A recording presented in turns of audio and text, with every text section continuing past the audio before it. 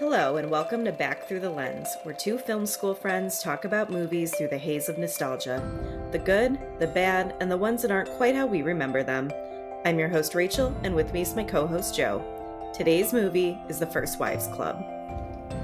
In today's episode, we are remembering Diane Keaton, an actress whose career spanned half a century, bringing charm and grace to all of her roles. By the mid-90s, Diane had proven herself in both serious and comedic roles and by winning an Oscar for Best Actress. As children growing up in the 90s, her films Father of the Bride and The First Wives Club were arguably our introduction to Diane and a jumping-off point into her vast career. So we obviously decided to do this bonus episode because of the recent passing of Diane Keaton at the age of 79. I don't understand why it felt so sudden to me, because, I guess she wasn't technically young. Maybe no one knew she was sick. Yeah, I feel like it was sudden because we didn't know she was sick, but it's not like I'm calling her every day on the telephone and asking how she's doing. Could you imagine if you had had that kind of relationship with her? But I think you were correct in your intro. My introduction to Diane Keaton was absolutely Father of the Bride, part 1 and part 2. Especially the second one, because I have that weird thing about watching all the sequels when I was a kid for some reason. When looking at the filmography, I feel like I've always known Diane Keaton, but I maybe have only seen like 4 movies. I don't know how that happened. Definitely Father of the Bride 1 and 2 as a kid, although I don't remember them at all. This movie, I think about them a lot. Yeah, really? Okay. Well, Every time I buy hot dog buns, I think of Father of the Bride. What's wrong with you? Oh my God, that is from that movie. Yep. God, I quote that like once a week at work and I never give it credit. See? Anyways, we're talking about Diane Keaton, not Steve Martin. And then, so this movie, a little older, because I think I saw the first 2 I mentioned like as a kid, like a little kid, and then eventually Godfather. But yeah, I'd have to rewatch The Godfather just to see kind of her performance in it. So like I said, definitely Father of the Bride, definitely First Wives Club. I also remember seeing Something's Gotta Give in theaters, which is I know a little bit later, but I was still a teenager when that came out. But yeah, obviously getting more into film as I got older, I went back and watched both. Well, there are 3 Godfather movies. I haven't seen the third one, but Godfather 1 and 2.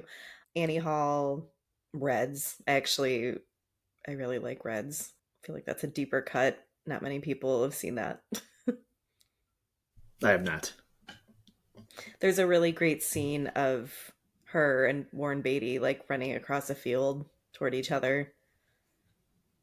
My little teenage rom-com heart really liked that part. I can see that.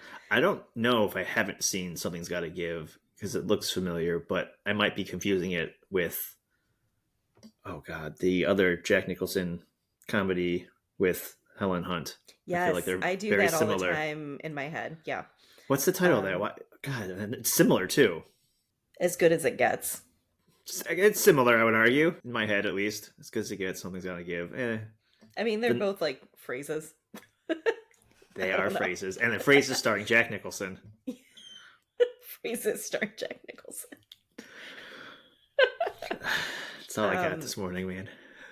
I wanted to mention The Family Stone as well. That was one that I did not love when I first saw it when I was younger, but I rewatched it, I think last Christmas, because everyone was talking about it being like a Christmas movie for them, and it was never really something I revisited. But the performances are all really great, and also Sarah Jessica Parker is working with Diane Keaton again. Oh, nice. So I haven't seen it. Is it does it take place in or around Christmas? Yeah, one of the sons is bringing his new fiance home to meet everyone, and which is Sarah Jessica Parker, and she's kind of she's trying, but everyone thinks she's a stuck-up bitch. And then there's a thing with, I think Diane Keaton, she's the mom of the family. I think she's dying of breast cancer. The dad is the dad from Poltergeist. No. Craig T. Nelson? Yeah, pretty sure. Nice. It's a really good cast.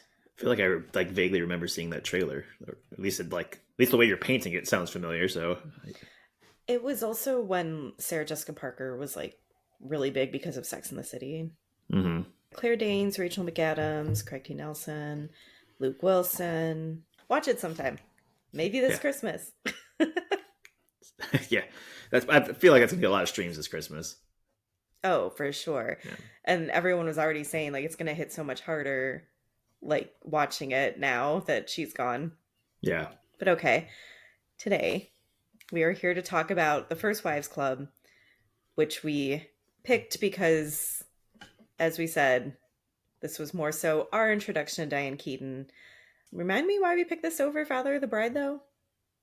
Was that your fault?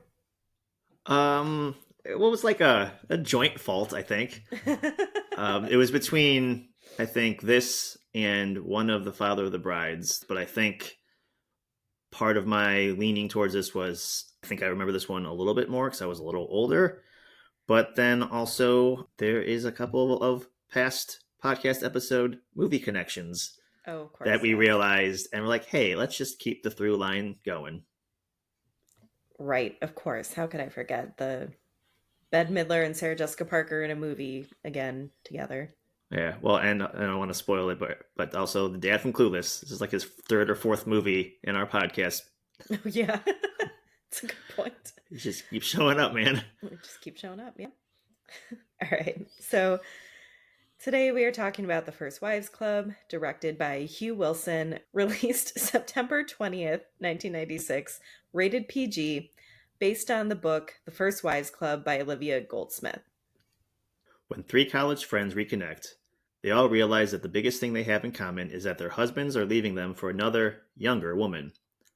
They pull their resources and no punches as they strip their former husbands of their financial and professional empires that they've helped them build. I remember seeing this in theaters when it came out. I Nice. was, yeah, so I was like 11. Pretty sure I saw it with my mom, maybe my friend.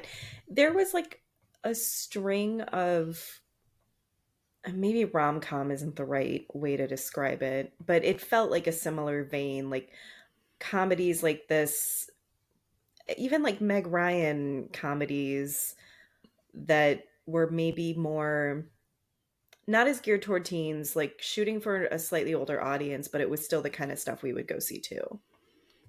Yeah, this has definitely got a female lean to it. I can see that. I would understand why you would see it with your mom as well. Um, My mom loved all three of these actresses. well, oddly enough, I didn't see this in theaters, but I do remember seeing this with my grandma That's funny. because I think she loved all three of these actresses as well.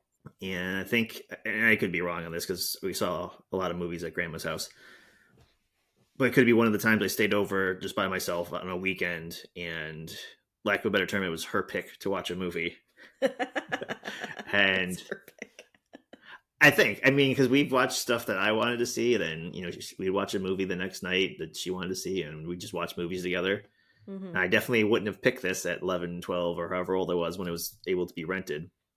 It's not exactly something a 12-year-old boy wants to watch, I guess. Like willingly, like picking it off the shelf, like 45-year-old divorcees. Yes, that's for me. Fair. Right. I mean, not saying it's a bad movie at all, but it's just like, when you're 12. And Yeah. I think I've only seen it that one time, but rewatching this time, there were things that I do remember. Some of it was from the trailers, which I haven't thought of in 20 years. I was like, oh my God, I remember that. Mm-hmm. So that was kind of fun for me. Nice. I learned a lot about Olivia Goldsmith, the woman who wrote the novel. Mm-hmm. She had like 3 or 4 different names and was kind of a recluse, and like she'd be out and about at parties and then like would never talk to any of those friends again, and then be at like another event and there'd be like new friends. Is odd. Okay. Sounds like a character like the Great Gatsby or something. Yeah, kind of. I can't remember what her original name was even, but it was not Olivia Goldsmith. But she basically had the experience of the First Wives Club happen to her. Her husband left her for another woman. To quote her, he got the house in the Hamptons and the co op and the Jaguar. I got nothing. So she wanted to write kind of a revenge fantasy. Yeah, that's definitely what it is. Well, I don't want to call it fantasy, definitely, but like a revenge movie. Yeah, yeah. In this situation, do we know if, like, did she build this empire that and he took from her, or because she's an author, right? I feel like this was maybe her first novel. Like she turned to Okay. writing because she thought this would be a good story. Oh. Um, I believe that was what my research said. She was not Okay. always a author. But before the book even got published, Sherry Lansing, who became the CEO of Paramount, bought it. She bought an unpublished manuscript. I think she said it was like 6 years before it actually got published. She became CEO of Paramount in 1992. And when that happened, she gave the rights to Scott Rudin, who produced it. Sherry Lansing said it was one of the single best ideas for a movie I've ever heard. The situation of a woman getting left for a younger version of herself was far too common, but we didn't want a movie about women as victims. We wanted a movie about empowerment, Nice. which I think is a little funny because we've discussed movies recently where they really are talking a lot about female empowerment, and a lot of it tends to be like male filmmakers and male writers talking about female empowerment. And I feel like sometimes they've missed the mark a little bit. I Yeah. feel like this is, despite this also having a male director, not really having any women involved, like in the big positions behind the scenes, I feel like this really was a movie about female empowerment. Like this one, the argument really does fit. Well, we've had that discussion where you could, change the director out, male, female, black, white, whatever, Hmm. as long as they're staying true to like the story, the message. Like, again, like who's Hmm. in control, the producer, the writer, the director. But it seems like if you take a good story, and Hmm. which this is at the base, right, about women empowerment, not being victims, it's also written originally by a woman, so that helps. Yeah. A male director can just take that and translate it over, and then you have this, huge cast, those three women that larger than life on film, and I think they're going to do a good job either way. Hmm. Scott Rudin, our producer here, he was a very involved producer. If his name sounds familiar, it's because he's gone on to have a really big career. He's produced some really big titles. Off the top of my head, I think like The Social Network. He has definitely made a name for himself. Also, kind of has a reputation for being kind of hard to work with, kind of a bully on set. There was a big expose that came out, I want to say around when all the Harvey Weinstein stuff broke. Scott Rudin, he tried to collaborate with a couple different writers to develop the screenplay. One said the final draft was incomprehensible. Like that was his word for it. Paul Rudnick, who is a screenwriter, he did Adam's Family Values, In and Out, Sister Act. He did a rewrite and then asked to not be credited on it because he felt like it was so messy. And we'll get into some of the changes he made like as we go through the movie. But he said the original pass he took, his quote about it was, to figure out the structure of that movie would require an undiscovered Rosetta Stone, Wow. right? So Scott Rudin, in like getting this in good shape to be filmed, he said, First Wives Club is a big, broad comedy. I didn't want it to be political. I didn't want to make a fear of flying version of the movie. I told Sherry you can't treat the plight of three rich white women who get dumped by their husbands like it's Bosnia. I just wanted it to be funny. The director, I don't know why Hugh Wilson was picked to direct this. I don't know his filmography. To be honest, it sounds like a Steven Spielberg Poltergeist kind of situation where Hugh Wilson is credited as our director, but it feels like Scott Rudin was making a lot of the decisions here. Heard of his name before, Rudin, and Mr. Wilson here, not so familiar with. No. He wrote Dudley Do Right, Blast from Mm. the Past, Police Academy? Mm. Interesting. Okay. He directed the Dudley Do Right, Blast from the Past, Guarding Tess, Police Academy. Okay. um, Sure, yeah. but in contrast to what Scott Rudin was saying, Hugh Wilson said he saw the piece as being darker and heavier. He said, I wanted to make a movie where the women in the audience would rip the floorboards out of the theater. They would be so angry. I think it could have packed a much bigger punch about ageism and genderism and the unfairness of one partner just picking up and leaving. But Scott and the Stars wanted to play it in a much lighter vein. It's not my baby, it's Scott's baby. I'm happy being the nanny. Well, unlike the Poltergeist situation, he just comes out and says it. Yeah. I, I found video interviews with Hugh Wilson that I didn't get a chance to watch because each one was like, there were two really long ones, I think like 2 hours. And he did allude to it being a difficult set for him, partially because of Scott Rudin and like how involved he was and how he had like a very singular vision for this. Also, possibly because of Bette Midler, which we'll get into in a little bit. I have some quotes on that. It kind of sounds like everyone else was making decisions like for him and like kind of bossing him around. Jeez. Poor Hugh. I know. So, speaking of singular vision, Scott Rudin said, "A movie like this has to be glamorous.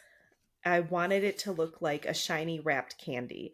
I like to make movies where you look at the screen and you want the life of the character. You want to live in that apartment, eat in that restaurant, wear those clothes, drive that car." Sure, Mr. Hollywood producer. Yeah, we all want to have a red Lamborghini, but you know what? Sometimes it's not in the cards. I know. Although I laughed when I found this quote because one of the things that hit me harder watching it back this time as an adult, because I don't remember the last time I've seen it, it's been a really long time, was just these people must be so wealthy to live in such nice apartments in New York City. And then some of them have multiple properties in New York City. And it's not even like, okay, they live in New York City. And so already that's a higher cost of living. They're in like really nice places, like with cleaning ladies and stuff. Yeah, yeah. And like you said, multiple properties. Yeah. So you're paying so many different property taxes. And, not to jump to the very end, but like when they're writing the checks, the numbers, there's so many zeros in these checks. Yep. I'm like, Jesus.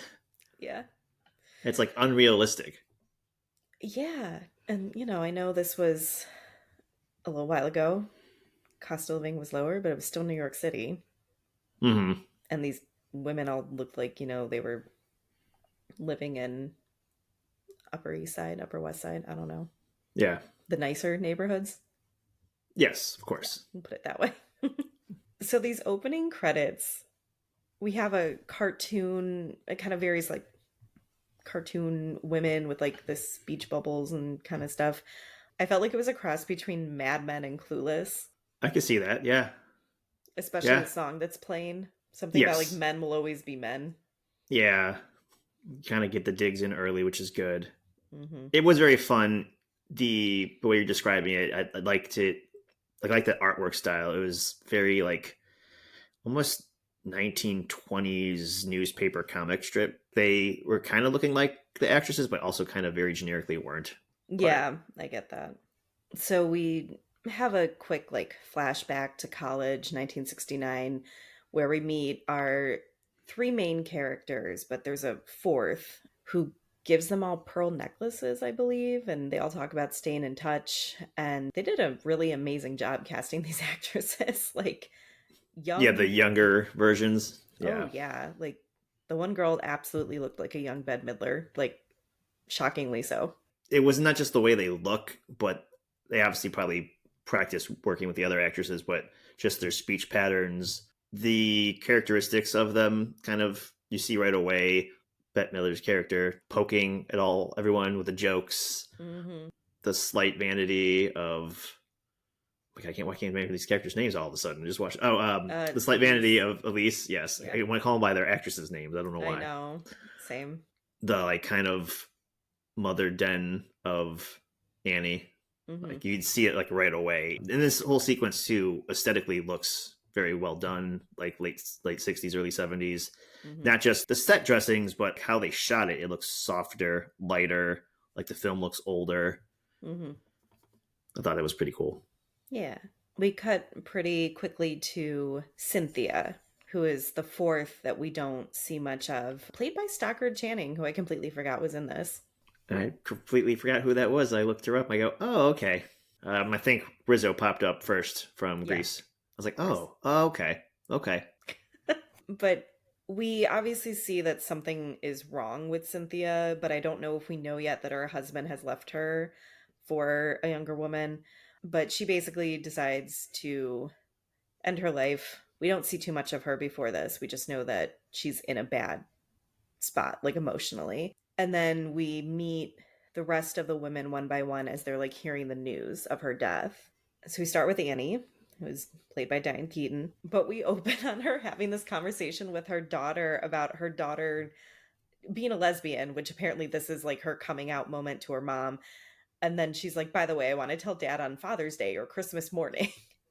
Like, this girl really doesn't like her dad. Yeah. She's so vindictive this whole movie. Well, it seems like she has an estranged relationship with her father, and I think partly is how he treats her mother. Yes. Because, like, we see Annie, like, sneaking into her own house, which is a very nice house.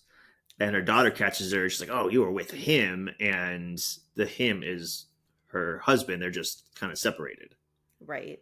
And obviously, Chris, the daughter, does not like this. Doesn't like her mom being used in this way. And yeah, the whole movie, she's like, let's get him. Yeah. I think, like you said, her daughter realizes that he's stringing Annie along. And Annie obviously just is hoping to put her marriage back together, like simple as that. She's holding on to any, attention or whatever that he gives her.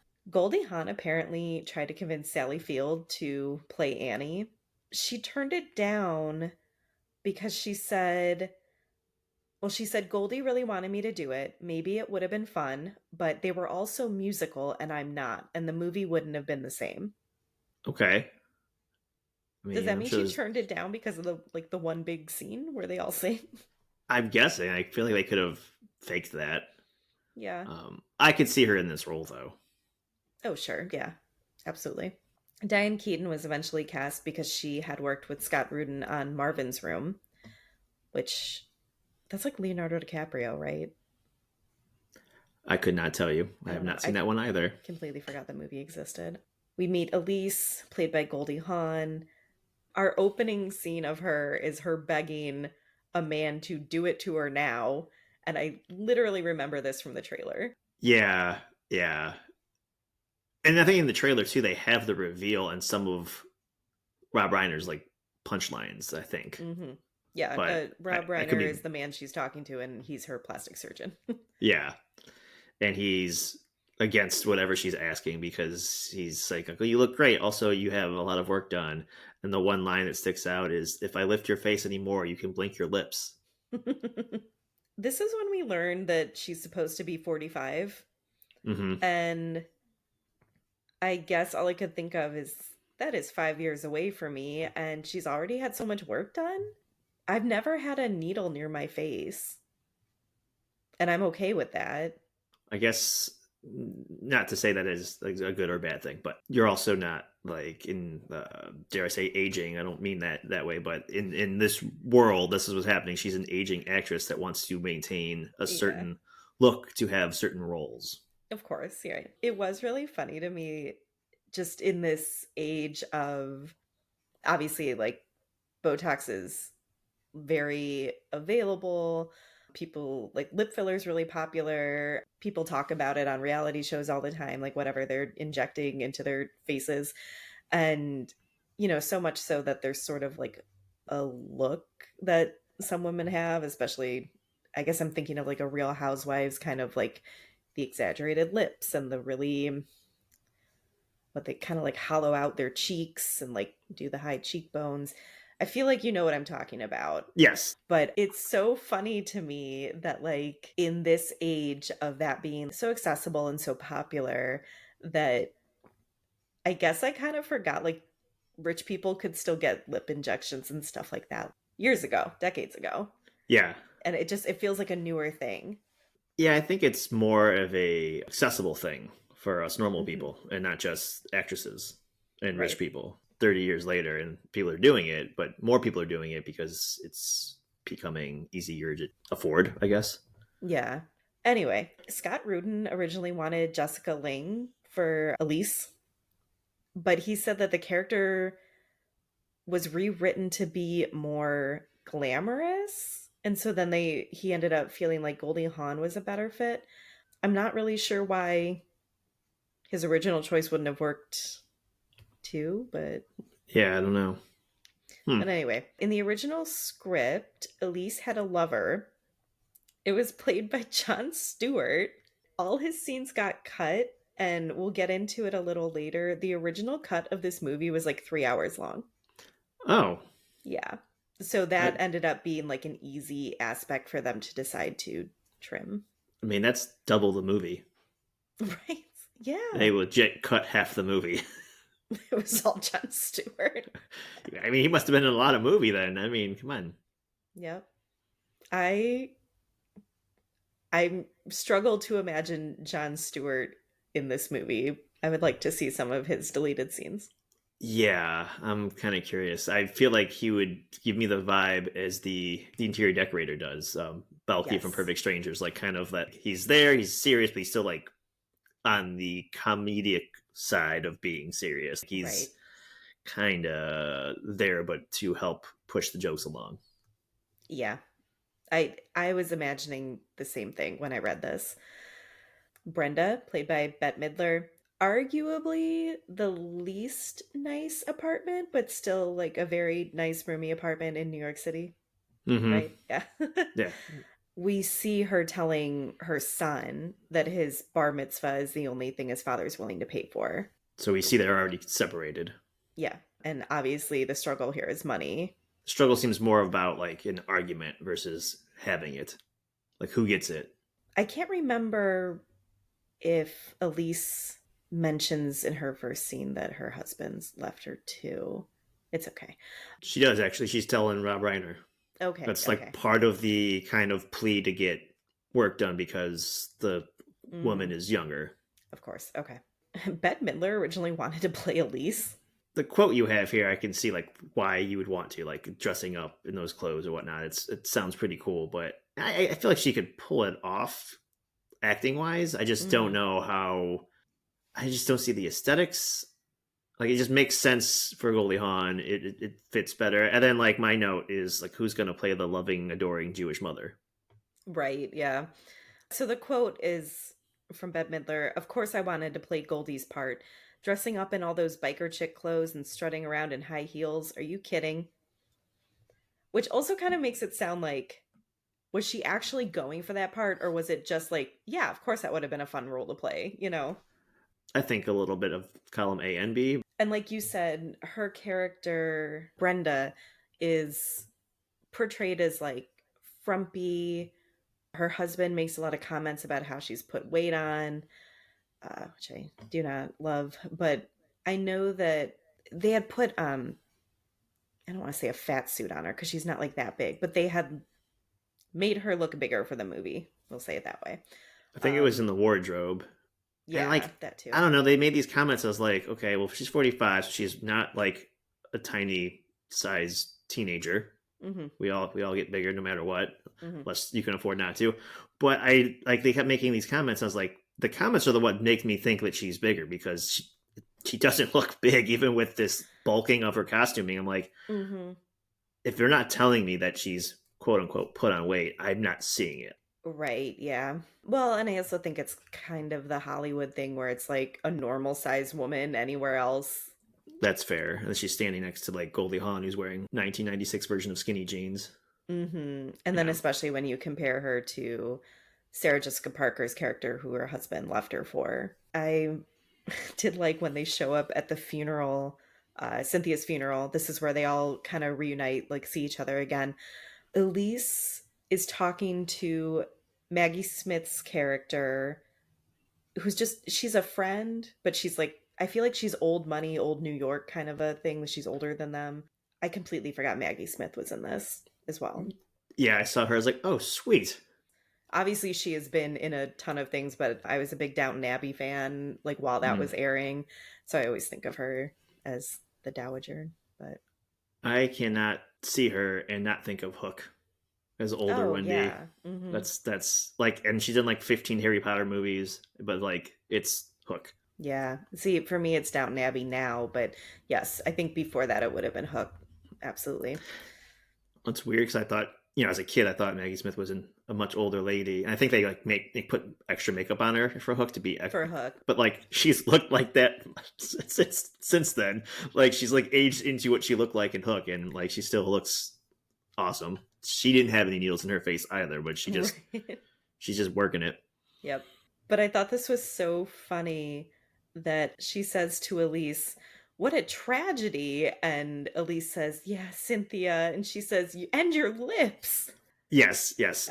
Visually, we should mention that obviously Goldie Hawn's character, Elise, she ended up convincing Rob Reiner to give her the injections, and like the next scene we see her in, it looks very cartoonish. They are blown up with whatever special effects they put on her. But yeah, they are they're about as big as her forehead, but on the lower part of her face.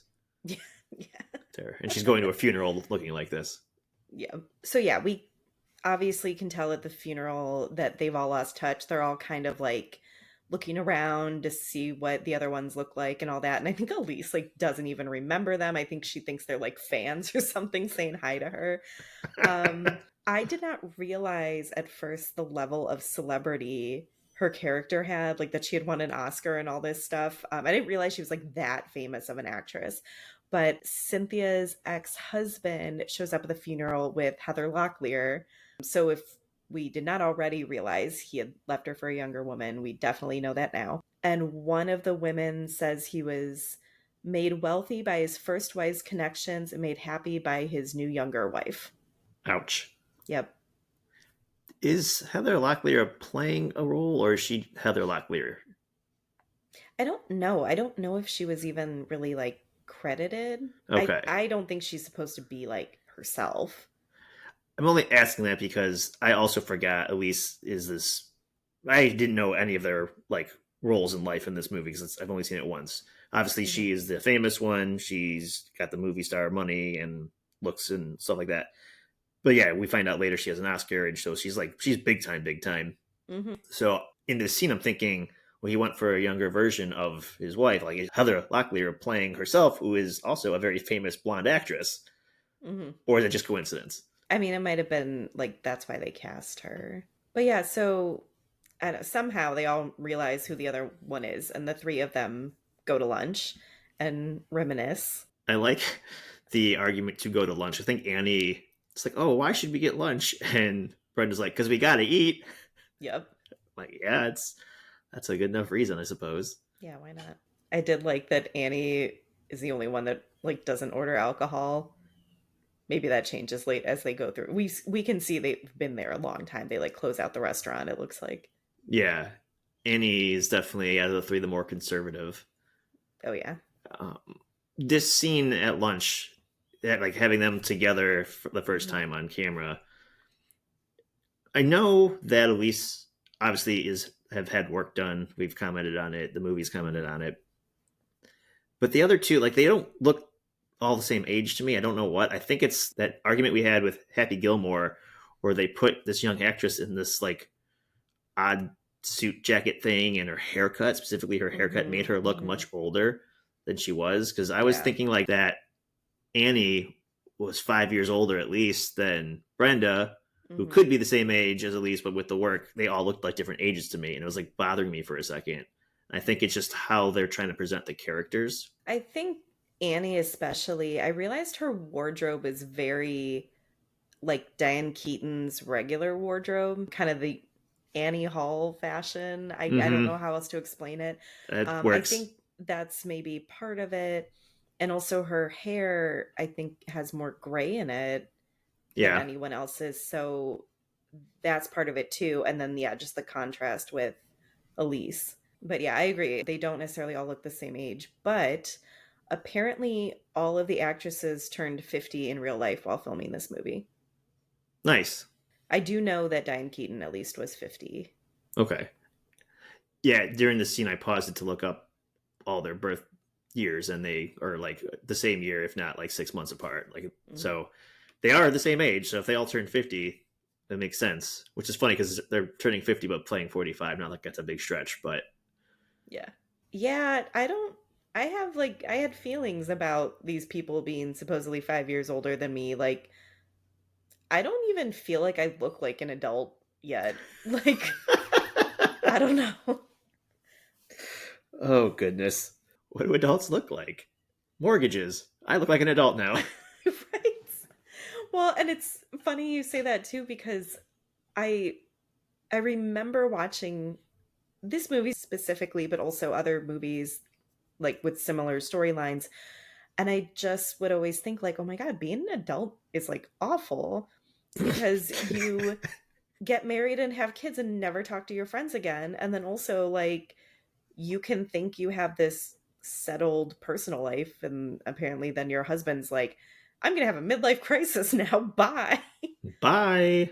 Yeah, I remember this all being like a scary concept for me as a young person watching this, especially the idea of you get married and get a job and then you're too busy to have any friends. I don't think I thought any of that when I saw this movie for the first time. Yeah, well, you don't have anxiety, so. Yeah, I suppose not, or at least not that specific anxiety. I Oh. don't remember what I thought. I've seen these actresses in other things to what I can't remember besides obviously Bette Midler in Hocus Pocus. That's obviously my connection there with her.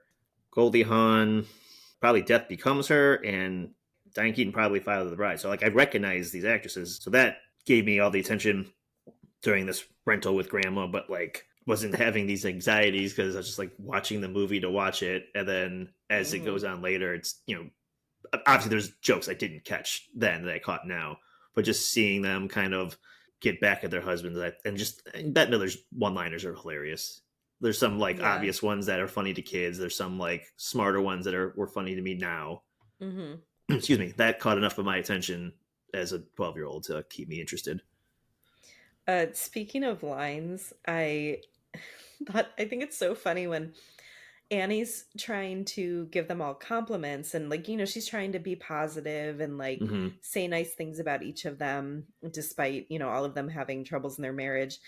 And she says, Brenda, you're wonderfully verbal. Yeah. Mm. Yeah. As meanwhile, Brenda is just like I said, just doing the one-liners, kind of poking fun at everybody. Oh yeah. And doesn't stop talking. I did feel bad when they realized that Annie is also separated. Like, she's been kind of trying to pass it off like she and her husband are fine because technically they are still married. And, she is seeing this as like a temporary separation. But I did feel bad when Elise and Brenda realized what's going on and they kind of were like, no, you're in the same boat. And I think it's so sad to me seeing Annie struggle to see the writing on the wall. And especially with how hard she gets hit, later. But I do like that she says she's seen a very talented therapist. Like this is an achievement for her. Yeah. I'm assuming it's some sort of marriage counsel, during the scene at least. And so maybe she's just being hopeful, like you said, like not seeing the writing on the wall, but maybe she sees it, but just looking past it, being hopeful that this therapy is going to work. Yeah, because I think she and the husband are both seeing the therapist, just maybe like separately. I think that's the idea. Yeah, I know what you're thinking. He's definitely seeing her.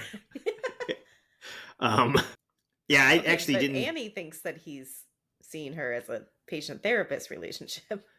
I never got that vibe. I didn't even think he was seeing the therapist like in a professional sense. I just thought she was going to therapy because in the scene we see them at therapy, or her at therapy, sorry, the therapist is like kind of, they're not even talking about the marriage. I think they're just talking about Annie just being, boiled down to being too nice and letting your aggression out and have these like, you could have these raw feelings.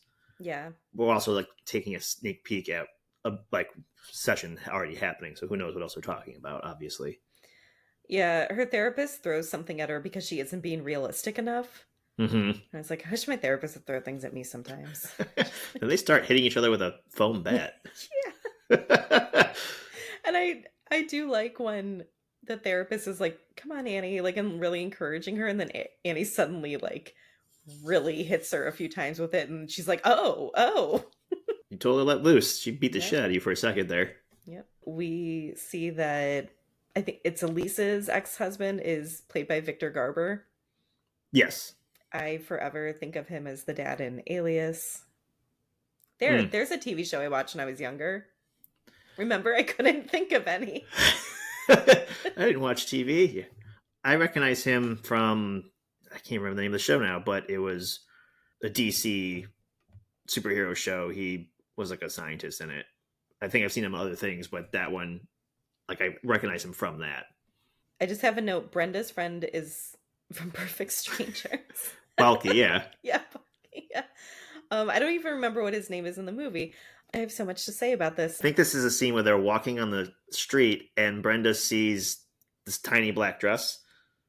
Mm-hmm. I think that's the first time we see, I'm going to call him Bulky because I can't remember his name either. I think it's the first time we see him, so I'm assuming this is the scene you're talking about.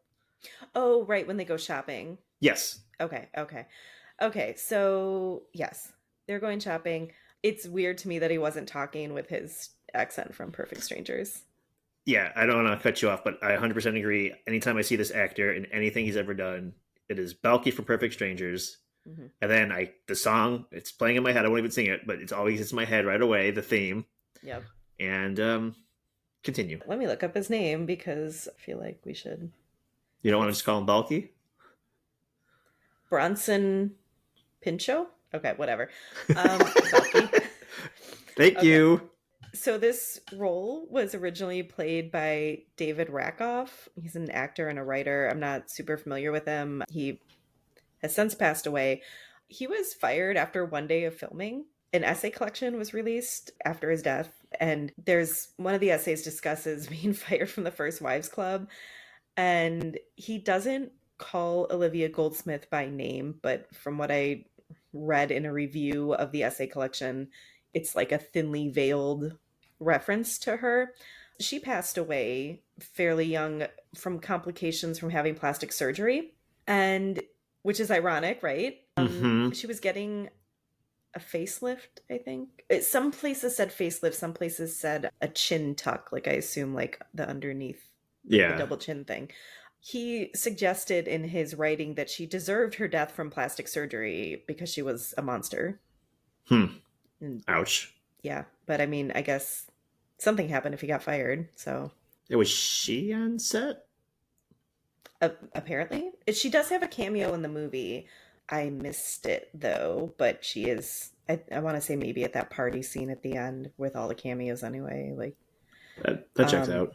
Mm-hmm.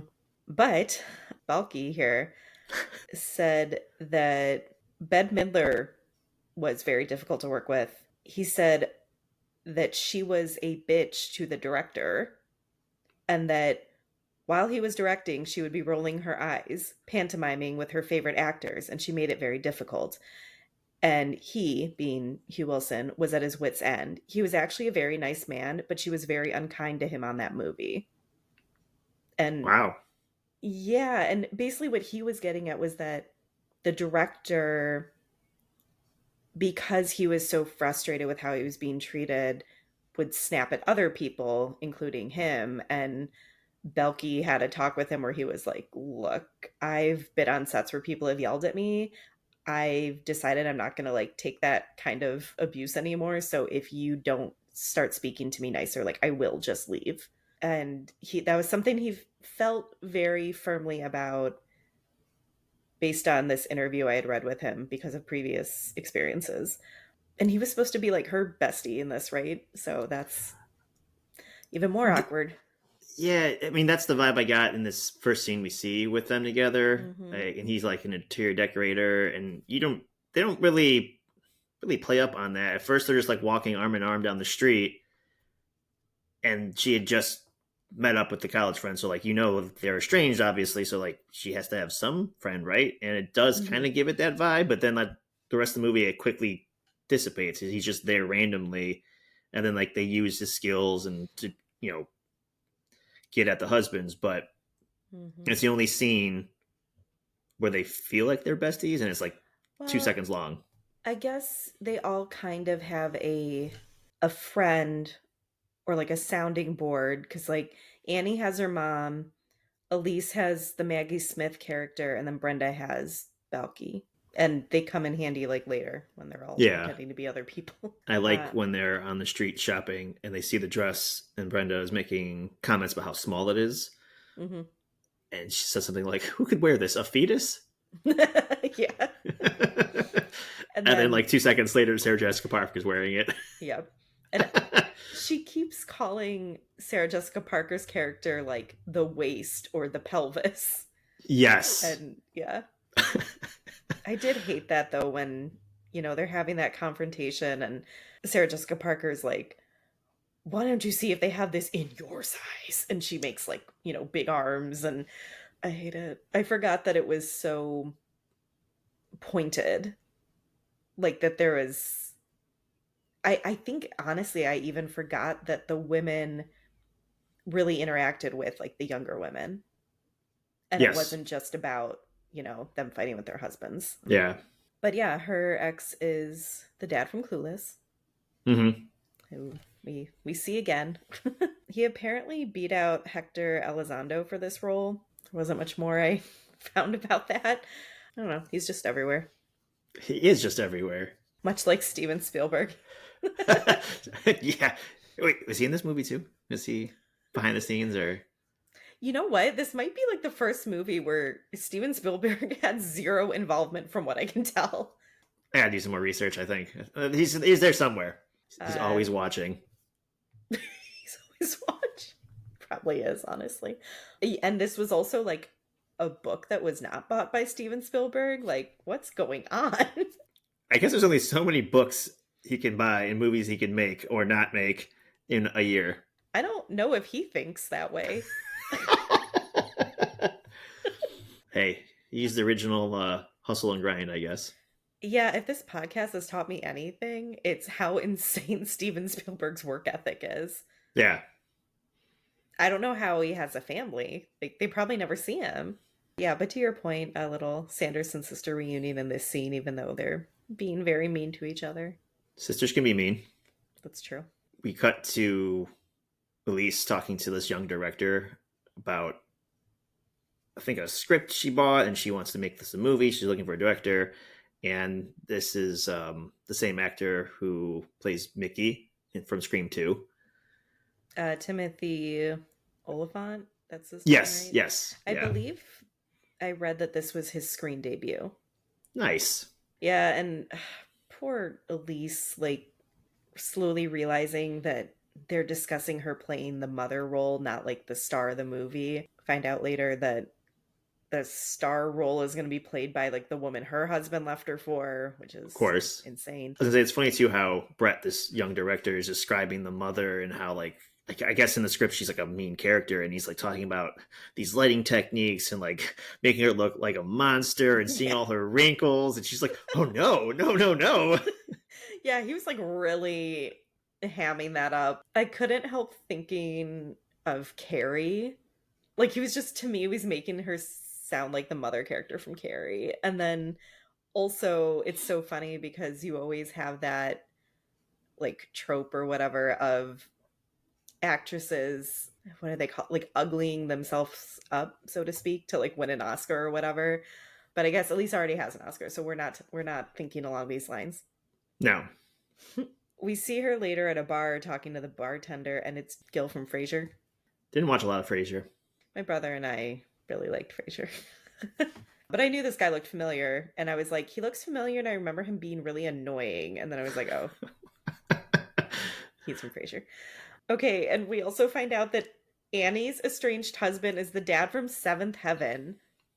Completely forgot he was in this movie. He's in jail for child molestation. Wow, that makes this movie icky now. Yeah. Mm. Especially because he's like really smarmy in this movie already, like his Yeah. character is. So that was, I don't know. I also like only remember him as the dad from Seventh Heaven. Like, I don't remember ever seeing him in anything else. Mm-hmm. Yeah, and I've never even watched Seventh Heaven, but as soon as I saw him, I was like, oh yeah, I know him from that show I didn't watch. Right, yeah. My mom and I would watch it together a lot. I feel like it was maybe already in reruns because I remember it being something she put on while we were like cooking dinner. And like, because it was on early, it was like a 5 o'clock or Yeah, something. I do And remember that.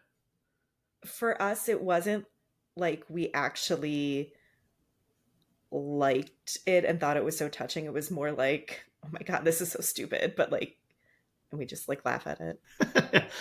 We cut back to the bar, and Elise is upset because she's like talking to Gil from Frasier, and she's getting drunker and drunker because she's upset. She's like, "He wants me to play the mom," and she starts like naming actresses that are clearly older than her to play the mom, and then Yeah. she's drunk, like I said, and she's like, "So and so could be Monique's mother. Blah blah blah is Monique's mother. Sean Connery could be Monique's mother." Yeah. And she's just like obviously very upset. But then she like corrects herself and says like Sean Connery would be Monique's mother's boyfriend because he's 100 bajillion years old but still sexy or something like that. And Yeah. Yeah. It's so funny to me that, we had the other two writers who worked on this script say that it was like so messy and like maybe in terms of the order of things or like the order of the scenes, maybe that's more so what they meant. But like there's so many good lines in this yeah, movie. oh yeah, We cut back to Annie kind of having this like rendezvous with her husband at a hotel, I think. It's very obvious that they had like had dinner and then they slept together, and like she's obviously on cloud nine, like thinking like this is it, we are back together, like we're solid. And he's like still in bed undressed and tells her that he wants a divorce. right. And she's very shocked, rightfully so. And she's like yelling at him and being like, what the hell? Like, we basically had a date. And Yeah, he's like, I asked you out to tell you, but then you looked so great. And then she's like, but you slept with me. And he's like, yeah, like one last time. Like, don't be childish. You know how you manipulate me. And I wrote, who is this man? he invented Like, gaslighting. yeah. And then, cherry on top, we find out he's been sleeping with her therapist. Yeah, and we find out because she literally enters the room. Yeah. Like they have a two shot of them like arguing, and he's like, "Oh well, I wanted to tell you nicely at a restaurant, but then blah blah blah blah." And Mm-hmm. she's like obviously confused and mad, and then like in between this two shot, which is a great shot by the way, the door opens. I'm assuming this is a hotel, like you said, it looks like a hotel, but Like maybe a it's hotel room, maybe. Yeah. fancy New York apartment, maybe it's his apartment, I Who don't know. knows? Yeah. But she just walks in, she's like, "Oh, like she's still here," and you're like, Mm-hmm. "Oh man, the shit just hit Yep. the fan even harder." Yep. I did really feel for Annie when she really starts like screaming at them in this scene, Mm-hmm. and they're both kind of shocked, but it's also like, I don't know, what do you expect, guys? But also, I guess Annie's thing is that she doesn't really get mad, or she's always like too positive. Yeah, that was one of my two thoughts here was they look this way because Annie is kind of like a floor mat, you know. She Yeah, lets people yeah, walk on her and she doesn't get mad. And she does look at everything positive, which is a great trait to have to a certain extent, of course. And then also yeah, I just think like all these people we run into in this film are of the upper echelon of society, and I just feel like the way like don't be childish, be an adult here, like just this is yeah. what happened, go on your merry way, like it's kind of the vibe I got from them. I totally made you think we were getting back together. Now I want a divorce. Don't be childish. Right. And Oh, so like a couple other thoughts I just had. One with like him seeing the therapist again. I wasn't sure if he had a professional relationship with her, as in like he was her client, or not. I'm assuming not because there seems to be a romantic relationship there. Either way, should that be allowed? Because she was definitely seeing his wife in therapy. no, I'm really sure that they both were going to therapy, and it was like Okay. marriage, like therapy for themselves and for their marriage, but Mm-hmm. like there is sometimes marriage counseling where like they go separately and together. Yeah, I And I understand that. They just really, never talked about that in the movie. and no, I don't know. I remember, I swear that opening when she comes back in, like when she's sneaking into her own house, like she says something like, I think the therapy's really working. And I think I took that to mean for like their marriage. Like they're both, Uh, I see. I mean, Either way, like I thought it But meant for yes, that's why her. it's more shocking, even more Yeah. shocking, because like yes, you don't sleep with your patients. Or your patient's husband, who she's talking about. Sure. Either situation is wrong, right? But Right. then thinking just now too, like she walked in and he's like half dressed.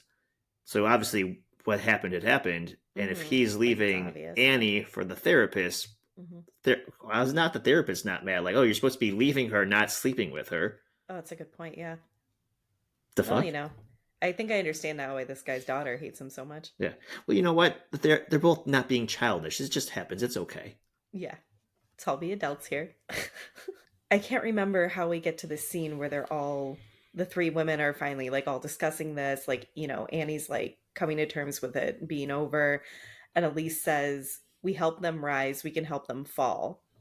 Mm-hmm. And it's a good line, but also maybe this just didn't strike me when I was younger that, the whole idea not only of them being left kind of unceremoniously like thrown to the side for, quote unquote better looking women, whatever. The idea that all these women really helped their husbands' careers too. Mm-hmm. Um, that struck me more. And I understand that's kind of like the basis of it, but that like flew over my head a bit when I was younger. Well, absolutely. I mean, Hmm.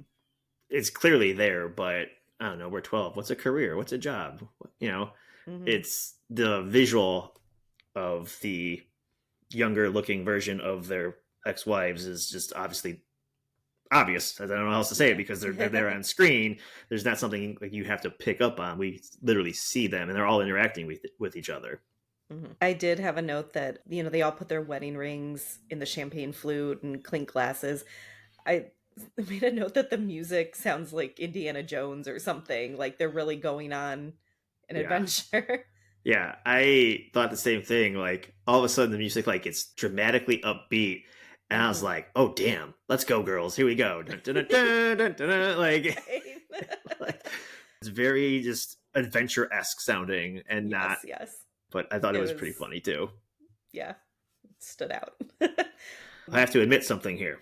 Hmm. So first time seeing this when I was 12, like the title, I wouldn't say it confused me. I just didn't understand it because I hear the First Wives Club, my brain, this is before seeing it, made me think of like former first ladies, like presidents or whatever, like the Oh, wives of presidents. Obviously, within the first 10 minutes, you realize that's not the right. case. So maybe I did understand a little bit about the business aspect of it because I remember as a kid thinking that they were still the first wives, as in also like the first ladies, but of these businesses. Oh. And I've seen it once then, and that was my thought then. This scene, I go, oh, because they're the first wives of these husbands. Oh, got it. When I was younger, I always read it as like this was the first wives club. Like it was a wives club And and they that's were the the first first one. ones to do it. I mean, that also makes sense, though. I mean, the first Stupid. wives club. Yeah, Yeah. we were 12. Okay, this is the point of the podcast. All right, I thought they were like the first wives, as in like to the presidential empire of these businesses, and that's why they're mad taking their businesses back. They're the first Oh. wives, and they put all the rings in the glass. I'm like, oh, they're the first marriage wives. Oh,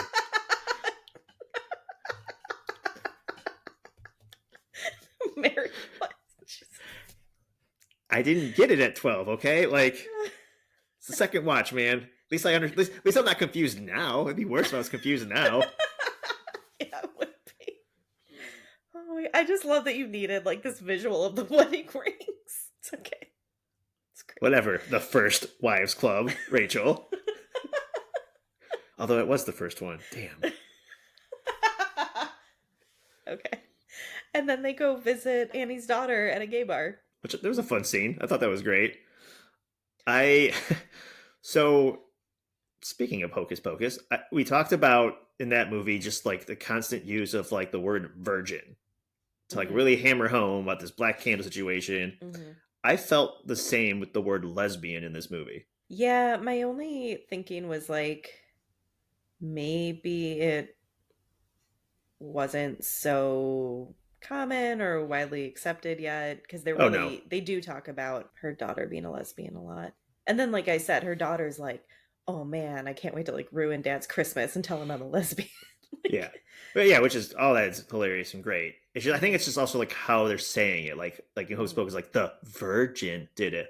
Yeah, Dad, hmm I'm a lesbian. Like, Yeah. like making sure like we all heard that. Like, yeah, all right, cool. I mean, Yeah. 2025, I I'm get like, that. yeah, okay. But I think in 1996, I guess hmm it was a little different. I don't know what I thought. Like, I know what somehow I knew what it was in 1996, but I don't think I cared. Probably like I don't care now. Like, okay, Yeah, I mean, I had gay people in my family, so I knew what it meant, and yeah, obviously like to me it didn't matter. But yeah, and I think sometimes I forget that like cuz to me that was like part of my family. I forget that hmm to other people that was like something like different and maybe right. strange. Like you said, they really do make sure to yeah, really pronounce that word. But this Emphasize that scene, word. yeah, this scene is great though. It's very fun just to see these, you know, 45-year-old women in 1996 go to a gay bar. Mhm. The one part I love the most, Brenda goes up to the bar and she's just like, she just sits there like sitting down because she, out of the three, she is the most torn about like kind of being mean back at her ex. She still loves her ex, Yeah. and she's getting over the fact that he's a jerk. And there is a woman her age also kind of looking very similar as far as being sad and reminiscing about an ex. Mhm. Brenda shows her a picture of Marty, and the woman goes, "Wow, she's butch." Yeah. I died laughing this watch. I was like, "Oh my god, is it Marty or Morty?" Morty. I don't whatever. The dad. Yeah, it's just weird because in 1996 it just seems odd that three straight women can't go to a gay bar, and so like Right, everyone's yeah. assuming they're Mhm. also gay now. Yeah. And which is the cool thing is everyone was cool with it. But Mhm. then Elise is just having the time of her life. She's just Yep. out dancing and having fun. So everyone recognizes her too. So she kind of is soaking that up a little bit. Yep. So it's funny because we both enjoyed this scene. The writer, Paul Rednick, who wanted to be uncredited, he did not like this scene. Oh, Um, whoops, my bad. okay, so Scott Rudin, the producer, told him to write a scene in which the three main women go to a lesbian bar. I said, okay, but why are they going there? He said, they're going to talk to Diane Keaton's daughter, who is gay. I said, okay, she's gay, but she doesn't have a phone. He said, just write it. It was a very successful scene and it makes no sense. Okay, well, He said that Scott Rudin told him that literal coherence didn't matter as long as the three female stars were riffing off of one another and the jokes were funny. I regret to say that I kind of agree with him. I both agree and disagree. So I think it was successful. I think it was funny, and Mm. it's a comedy, so who cares? But in 1996, such doesn't have a phone. Like, okay, so maybe they did call the house because 1996 is everyone walking around with a smartphone. Like, you can't just like That's text your true. daughter like, "Hey, Yeah. by the way, we're gonna fuck with dad. You in?" Yeah, thumbs up emoji. Yeah. Thumbs Like, they up probably might emoji. have like, oh, they and the mom and Annie and Chris like lived together with Annie's older mother too. So like maybe she went home and they weren't there. So she went to like where she thought her daughter would be. Maybe she hangs out at the club all the time. I don't know. We don't have a lot of background with Chris, but Yeah. I get this argument, but because I laughed so hard at this scene, I was like, well, I like it, so I don't give a shit if it makes sense or not. Yeah, I guess I really didn't think that much of it because like you said they don't have cell phones. No. I did think it was very funny when he was like she's gay but she doesn't have a phone. Yeah. But yeah, she wouldn't have a phone with her at the club in 1996, so No. it's And fine. Whatever. if it's just a random add-on scene to have them like be funny and joke at each other, that's fine. But before hearing this quote, I didn't think that scene like stuck out as something that was, oh my god, it's so weird and random. They went to this club to talk to the daughter. Well, I wonder if the original 3-hour cut it made less sense or something. Maybe in the original 3 hour cut, they're like tracking her down. They go to like every gay bar they know or something. the the 3-hour Jon Stewart cut. Oh god.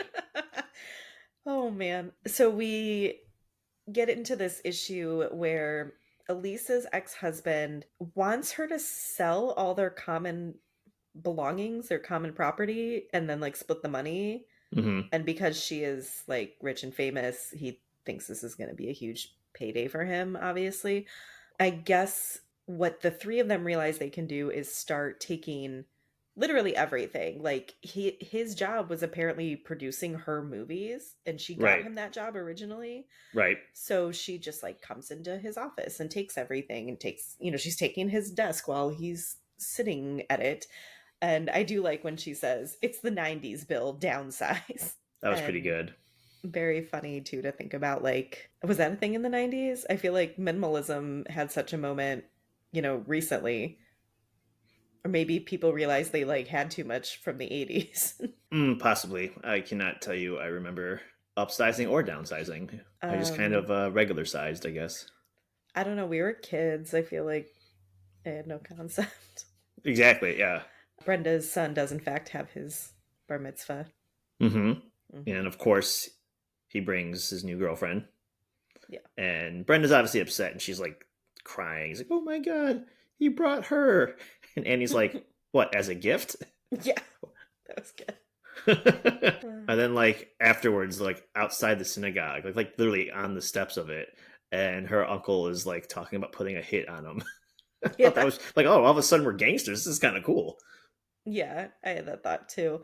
Forgot about that aspect of it, that they have like a mafioso family sort of, Mm-hmm. and that they had helped him build his, what is it? Like it's a chain of appliance stores or electronic stores, something like Some that. sort of retail business because Brenda mentions like she was the cashier at the first store and also the Right. first 15 stores, and now she has to get a job at McDonald's or something like that. And but then this uncle also is letting her in on this secret that like they all helped him start the stores because like all of the merchandise he was selling like fell off their trucks or whatever. Right. Yeah. So It's easy now to make a she big has, profit when you don't pay for it. we find out that Jessie Spano is the woman that Victor Garber left his wife for. Yep. Yeah. Again, can't see her and not think of Saved by the Bell. Yeah. I always think of the caffeine pill episode. Yeah. Hey, man, they were trying to tell kids not to do drugs, okay? They just didn't know how to do it. I also thought about that scene a lot when I was like in grad school writing my thesis. I'm like, well, this is why that girl took caffeine pills. Yeah, fair enough. Hold on, Um, let me sip my coffee real quick. right, right. Okay, I have a note. How is she attracted to Victor Garber in those jeans with those socks? I was just say just in general, the whole movie he's like kind of dressed like a dweeb. Yeah, but I think that was like the 90s.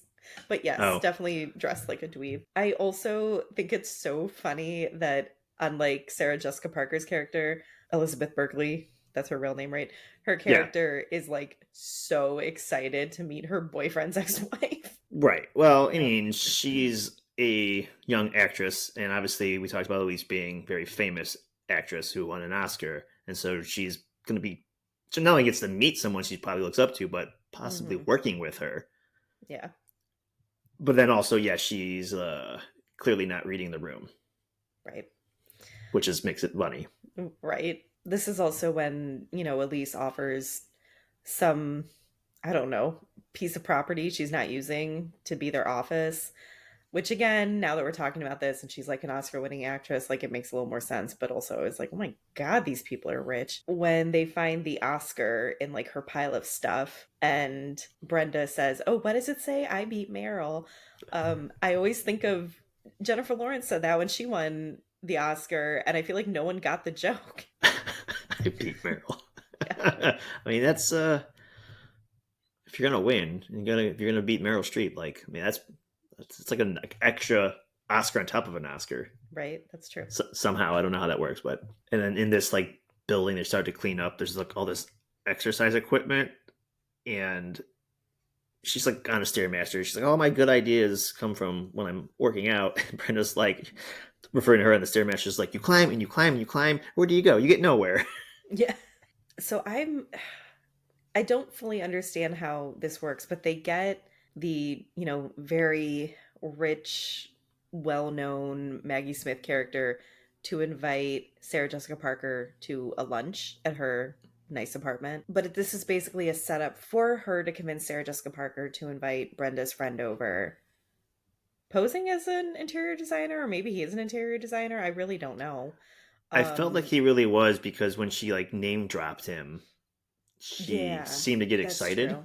Unless maybe Yeah, she was just feigning like she knew who this guy was because she's sitting in front of Maggie Smith, who's like this rich old lady who is known has for being, connections. Yeah. yeah. So who knows?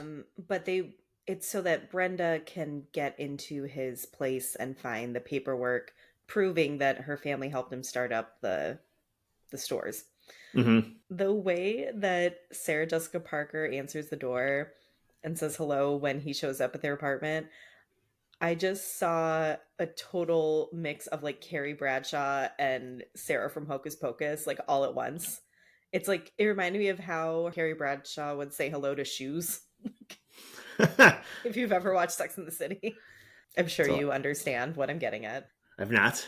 Yeah, they're doing like a Mission Impossible type kind of heist here to get this paperwork, and they end up getting stuck up in the office because they come back early because of course they do.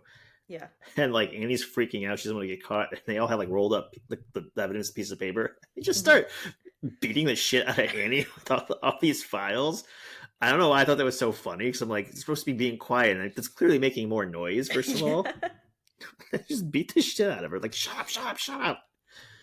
Poor Annie, like her therapist hit her with something, like they're hitting her. But yeah, they end up, getting out of this by riding like a window washing platform all the way down. And I don't care. I thought that was very funny. Yeah, I thought it was funny at first when they're Um, up there too, and Annie was like not wanting to do it because I watched this other movie way too much.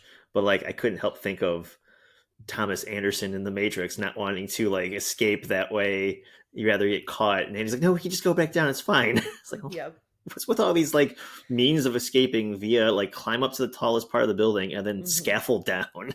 Yeah. Actually, when she was hesitating, do you remember the opening of Speed The when opening of they're Speed. stuck in an elevator and Yes. it's like like the doors are open, but they have to kind of climb onto the like floor to get out of the elevator. Yeah, they're in between levels. They're like in between, yeah.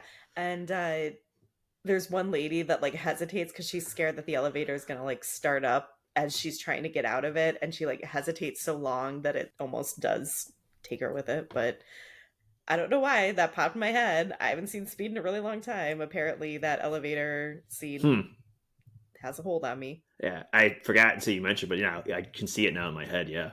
So they escape, and Yep. then they're in their building they're renting out or whatever they're doing, and they're like kind of celebrating this small victory. And I like that. I don't know why they trick Annie to sing. I kind of forget why that is. Maybe to have her just kind Mm. of be embarrassed so they can make fun of her some more. To like, I feel like she's slowly To coming make out of a fun of her shell. some more, yeah. Well, they are, but it's like in a friendly way. I mean, yes, they are trying to Yeah. get her to come out of her shell. Hmm. But I like kind of it's a foreshadowing to the end number, which obviously becomes very famous. And then there's a sequence where they're like kind of playing again. It's like it reminds me of a spy movie, kind of in a way, because they're calling each other. There's three shots of different answering machines. So if you didn't know, this was 1996. There's answering machines, and they're leaving voicemails for each other that we can obviously hear. They use like weird codes, and I thought it was a kind of a fun way to get the plot moving a little bit faster. Yeah, now she has a phone. Yeah, yeah. Because one of the messages is from Chris talking about she literally says this is your spy at the agency. Right. Yeah, I guess we should mention like Annie's daughter gets a job as a receptionist at her dad's advertising agency.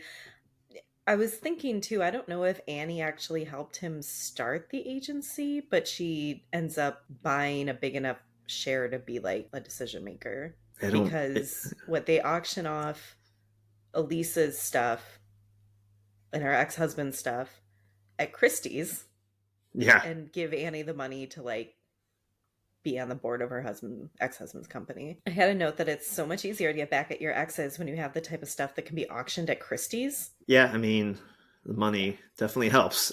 You're trying Right? to like take over these businesses and companies, and also the first wives club.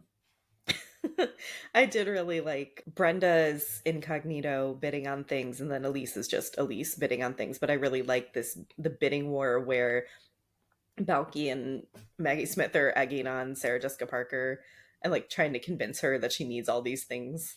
Yes, And then like the next cut is Dan Hedaya like yelling at her, "Did you really need?"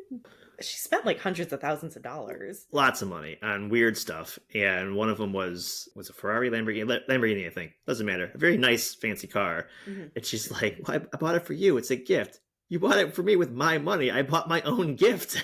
Right? Yeah. Whoops.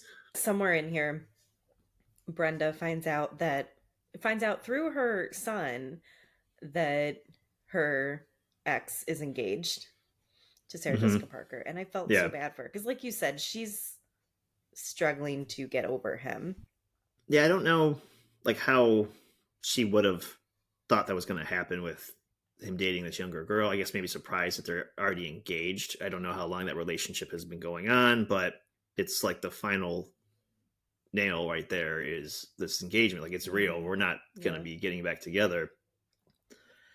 But also, like out of a respect thing too, he didn't tell her. Like she had to find out accidentally through her son. I don't know. Well, and you can tell already that her son's like struggling with stuff and doesn't want to tell her stuff about his dad because like he even makes a comment like you guys can't even be in the same room together. You just talk through lawyers, whatever. Hmm. But also I my impression was that all of these splits were fairly new. Maybe not Yes, hers, but you see Elise and her ex-husband like still working things out like property wise and stuff. maybe the legal part of the split might be new. Hmm. I don't know. I don't know. I don't remember why they all start fighting, but I hate it. It's like a little, I don't know, bit in the movie to like, are they gonna make it? Like, are they gonna still remain friends and like get this first wives club going? I forget what triggers the fight though, but I wrote in my notes here. If I'm choosing sides, I think I'm going with Elise here because I think it does start with Brenda and her misplaced anger because this is right after she finds out about the engagement, and she just starts like being mean to Elise, who's obviously fighting back, and then Annie's like, "Everyone's girls, we're all beautiful," like like Yeah, yeah. peacekeeper, of course. Then they like get in the scene where they're throwing the Golden Globe at each other. Oh, And yeah. he tries to get him to stop, and she gets hysterical, and someone slaps her, and then the other person's like all three of them slap one another. Everyone gets slapped once, and everyone slaps somebody once, and it just gives me Three Stooges vibes. Oh, yeah. It was very silly, but like it was like the end of the fight, and they're like, oh, all flabbergasted, and they like, go their separate ways because of the fight, obviously, and then they're all being sad at their own fancy apartments, and we find out that Cynthia has like written them all letters, and they're all just getting it now, and they're reading it all at the same time, and Yeah. there's just this really bad. I don't know who made this song. This is like Wish.com R&B Timu. I don't like. It's this really bad R&B song that doesn't fit anything going on in any part of the movie. Maybe the club. No, because it's too slow. I don't know. It Mm, was so off putting as they're reading these like letters Cynthia wrote, and they're yeah. all about how each girl is awesome and they're great at what they do, and I wish I was like you for these three reasons or whatever. It's just like this bad R&B music playing over it. I was like, are they gonna like make up or make love? I don't know what's going on here. I cannot remember this. I'll have to It's rewatch probably for it the and pay best. attention. I really did love this little bit where Annie's mom gets so excited because Annie's like finally asking for her advice, like finally needing her help. But then her mom suggests sending them a hanging plant. Right. Whoops. Dig when Elise shows up to Brenda's apartment to apologize or like, talk it out. And she says, I've never been to your apartment. It's so real.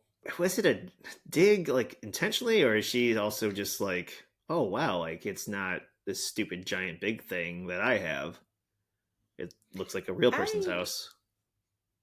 I could believe that she's the kind of person that is so detached from like other people's lives that she Mm, probably does not realize it could be insulting. fair enough. The girls get back together, and there's a toast that we are the three witches, and it's like, how could I not think of Hocus Pocus Of with course. yeah, like come Hmm. on, you guys Yep. are doing this on purpose. Even if we hadn't just discussed it, yeah. Right, that doesn't help. I like this. I think it's Jesse Spano, Elizabeth Berkley talking to Elise, and she says, Bill is so wrong. You are not Satan. When she is like sitting with her at the diner or whatever, like, oh, maybe I Hmm. will be this Monique's mom character, and it would be good to work with you. Which I also feel like is her just manipulating the situation to do other things, which Hmm. is smart. Although, could you imagine being what Victor Garber's character and like your ex-wife is now gonna work with the girl you left her for? Mm-hmm. Yep, But it's her movie. I know. Well, and he apparently, like I said, he had worked on all our movies before this, so like Yeah. maybe he should have thought about that, like how this would affect the working relationship. I really like when I think Morty, when he's trying to make this commercial for, his stores and he's having Sarah Jessica Parker be a spokesperson now. And she keeps saying, do you want a low quality, top cost appliance? That's when the I don't know if they're real cops or not, but the feds show up to arrest them, right? Mm-hmm. Hello, J.K. Simmons. This cast is stacked. Yeah, yeah. Even if they don't even have a speaking role, they just flash a badge. Yeah, Hey, even I if they don't even recognize you, know it sir. yet. When I guess maybe his name is Morty. I have Morty in the notes. When they kidnap him, and because this is what it really is, right? They kidnap him, they take him to a meat locker. I was like, very good fellas, very The Last Irishman. Very much so. Martin Um, Scorsese did this scene. yeah, Brenda's now less apprehensive to kind of get revenge or her comeuppance, or I guess his comeuppance, but what she's owed. So she's definitely leaning with the uncle to like make him talk, and we have evidence here. And he's getting mad, and he's like, "You can't do this to me. I'll bury you. I'll crucify you." And Brenda, like, "You want crucifixion? Happy Easter!" Like pushes the evidence towards him. I also love basically Annie's daughter, who is at the agency, kind of like calls her dad into a meeting with the shareholders, I guess. I don't know. And he, obviously does not know that Annie is going to be in this meeting because she is now like the top shareholder. I love how the daughter says, gentleman and daddy. Yeah, Like it's a dig at him, but also she's calling him daddy. yeah. They're at this meeting, like they all like get told to meet. They all get cards in their own Hmm. way. They Hmm. all get threatened in their own way, like meet here at this time. And I think it's intercut with them in the waiting room, like meeting up, like, "Whoa, what are you in here for?" Like, ha ha ha, we're all in trouble. And then the three women are in the boardroom before the men enter, and they're talking. And I think it's just like a intercut back and Oh, forth. right. I Yeah. forgot that part where like the men, like the ex-husbands are together. Yeah, because that's when one of them is like, what is this? I'm getting sick of this. And another one says, please don't make her mad. Mm-hmm. This is Yeah. where the ex-wives kind of lay it all on the table. Like, you used us, threw us away, but we helped you get to where you are. You're going to give us a bunch of money. And there's like Hmm. a montage of them all writing checks and being very sad about it. Hmm. But we're asking for this much money because not only are we owed it, but we are going to do something good with it. And they, like you said, do a nonprofit, and they put it in Cynthia's name, and I believe it's for like battered and abused women, Yes, I think you're right. which is very nice.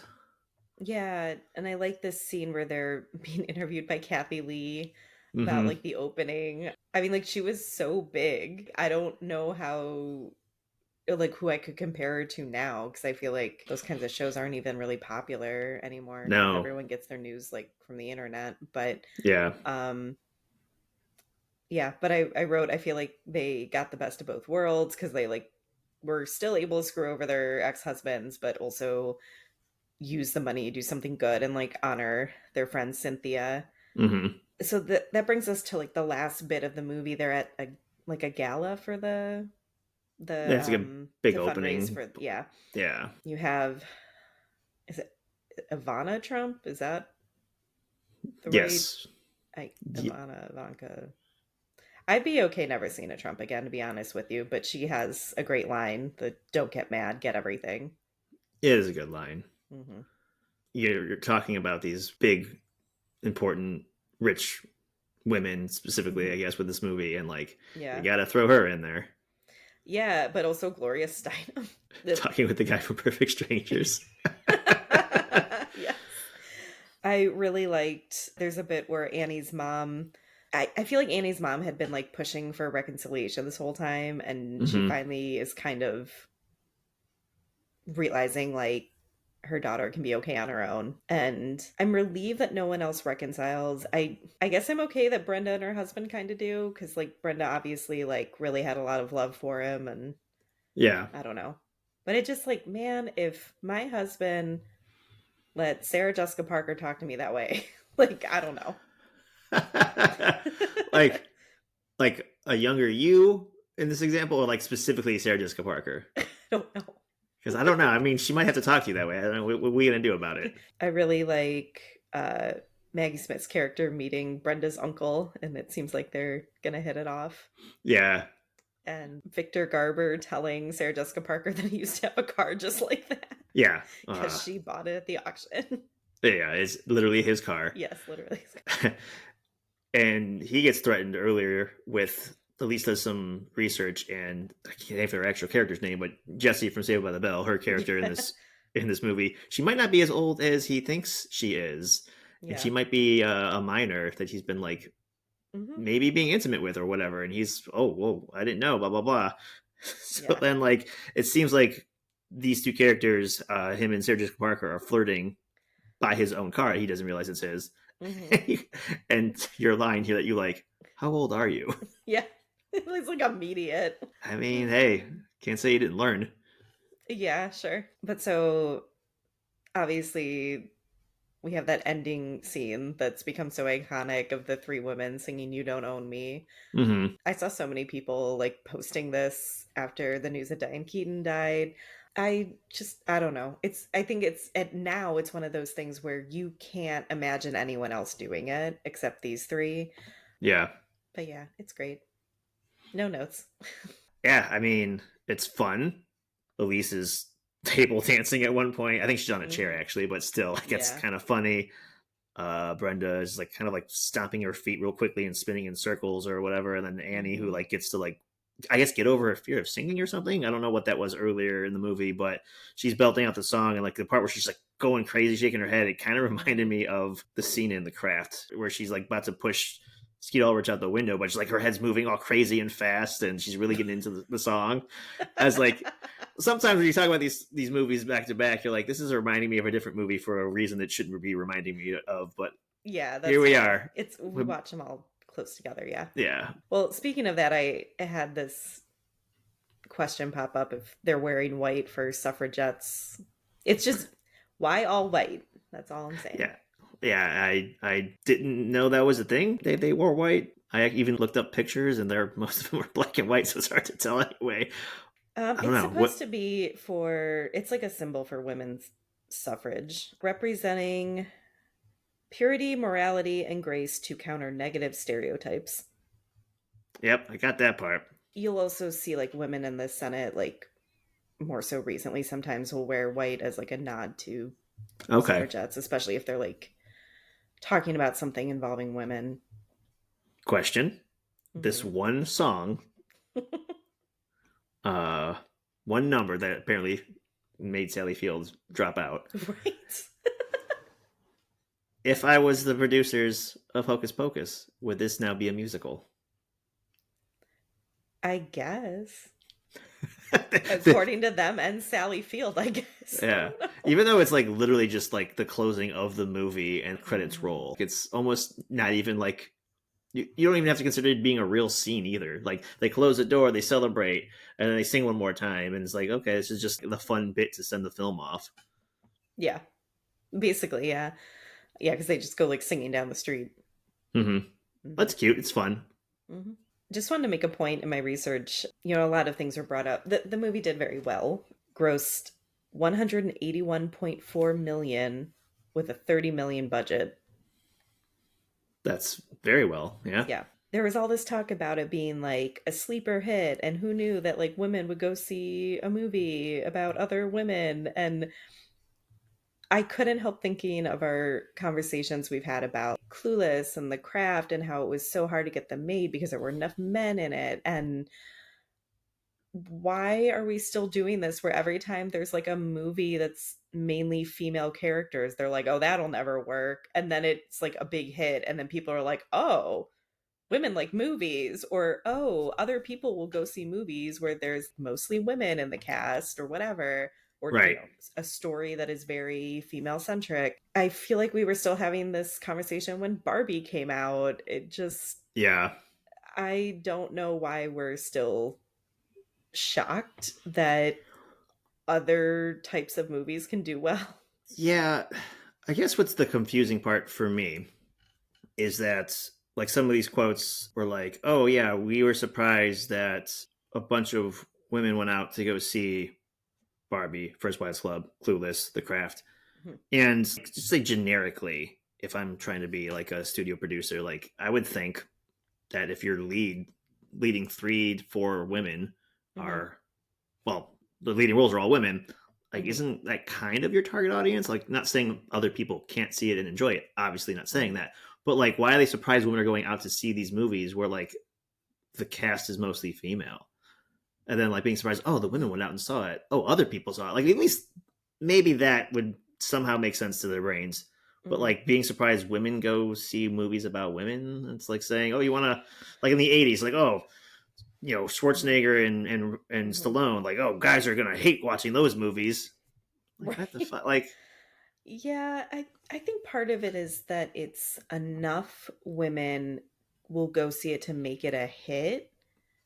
But again, I feel like we have this conversation all the time. right, And especially with this one, you had like three big name actresses. Part right. of the discussions around things like Clueless and The Craft, they were like newer Mm-hmm. or lesser known actors. But again, maybe this one was also seen as more of a gamble too because they're older women. It's not a teen movie. I know that's I'd probably always a lean thing more on too. that. Yeah. Yeah, where they're always like, oh, who's going to see movies about older people? But I don't know. I wish we could kind of put this argument to rest finally. I do have some quotes from the actresses. Goldie Hawn said, if this film works commercially, maybe the studios will say, let's do more female oriented films. That'd be great. Mixed bag of results there because they're Yeah. still like pushing back on it for some reason. Bette Midler, I just hope men find the whole thing funny too. We laughed so hard while we were making it, some people had to leave the set. Diane Hmm. Keaton, someone asked her about the First Wives Club being a strategic career move, and she said, give me a break. Are you kidding? I'm happy to be in a comedy. I like the part.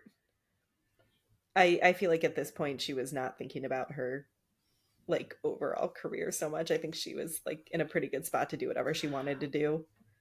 Well, right. And like some of these questions are funny too, because like, yes, it's a career move. You don't want to, I don't Mm-hmm. know. Yeah, sometimes you actors will go back to theater, which actually we see in this movie at least goes back to theater, and or some actors will take a risk and do a low budget indie film and not get a good payday and hope that it's a good success or that their name brings clout to the project or something. I get that, Mm-hmm. but it's all part of a career move one way or the other. Yeah. Like, this is your job, this is your career, this is what you're supposed to be doing. So it's a weird question Yeah. because she maybe not have been thinking like, oh, I'm gonna do this Like this will movie, be good for my career. Yeah. it's gonna blow up, and I'm gonna. Yeah. She's like, I'm 12 years old watching this movie. I know who these 3 women are, and I don't know Right. how I knew that. Besides, one of them I know was a witch, but still, like, come on. When you were watching this as a kid, were you thinking about how weird it was to see Bette Midler with normal teeth? I don't think so now. No. I was thinking of it this time. See, we're making bad connections now. Okay, That's what your so teeth look like. You're not a rabbit. so as you're not a rabbit. All right. So as I said, movie was a big hit. It was the 11th highest grossing film of 1996. Called it the sleeper hit of the year. Industry sources said that the film clicked with an untargeted group of ticket buyers who were overlooked as studios poured out special effects and loud action films. The thing is, Hmm. though, the women will go see all those other types of films too, Yes. but they will also go see like women, like female centric films. Men more so have to be convinced to see the female centric films. Yeah, I would argue that's probably more likely.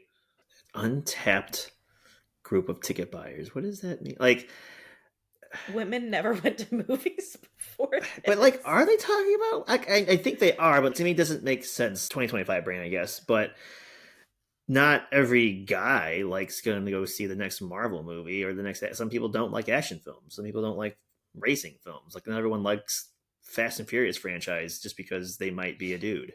Mm-hmm. Like, I I don't know. know. People have, well, they have multitudes of tastes, and they like Fast and Furious, but they also like Riddick. And maybe I should name other things that Vin Diesel's been in. I don't know. Doesn't matter. It just, I don't know. My brain gets confused with some of these things. Like, also, like, a $30 million budget isn't, especially 1996, I would assume it's not like something to just blow around. I mean, yes, it Yeah. made a lot more money, but like $30 million, Still a lot of that's an money. investment. Yes. And like to go, maybe we'll make our money back. Now, studios, their business, and to Yeah. continue making movies to make more money to line their Mm-hmm. pockets, they need to, I mean, maybe take a gamble on an old lady movie. But $30 million, I mean, a lot of it probably had to go to those three women. Yes, that's what I was thinking too. They probably, a lot of this was to pay all the big names. I have a quote from, I believe it's the director. This is about like the early cut, that the Jon Stewart cut. Uh, Hold on, sorry. I didn't want to fuck up your quote. The Jon Stewart cut. Uh, God. I just can't imagine him like fitting into this cast at No, all. but like the way you said that makes me think of the Zack Snyder cut, I and it's like, know. hey, fuck Zack Snyder, but also like I know. Jon Stewart's like my 3 hour masterpiece. Guess I'll just do the Daily Show now again. Jon Stewart's masterpiece, The First Wives Club. Oh my god. I Okay. loved him in Half Baked. I didn't remember him being in that. I It's, remember him being in The Faculty. oh God. I know. That's like the only movie I really remember him being in. Okay. Okay. You ready for the long quote? Yes? Okay. The script was a conglomerate of a whole bunch of people's work. I think a friend of Scott Rudin's, who was a comedy writer in New York, did the final script. And he had so much confidence in the film that he demanded his name not be in the credits. The script was also so long that after we shot it and put it all together, the movie was longer than Gandhi. We started screening it, and I would just have chats with the audience, mostly women, and they said they didn't think the movie worked, but they wanted it to work.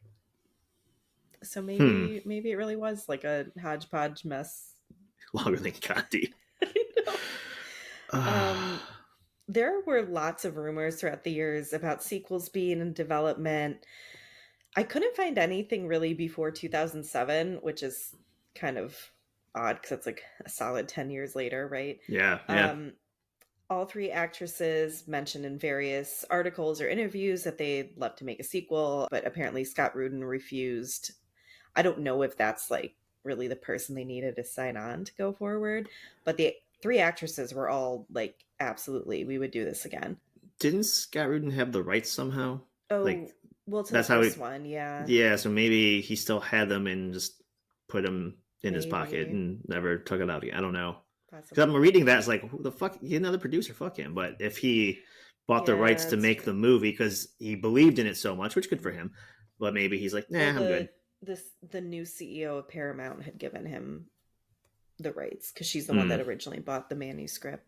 Bette Midler said in 2005 that there was a manuscript for a sequel, but the writers' strikes stopped anything from moving forward. Hmm.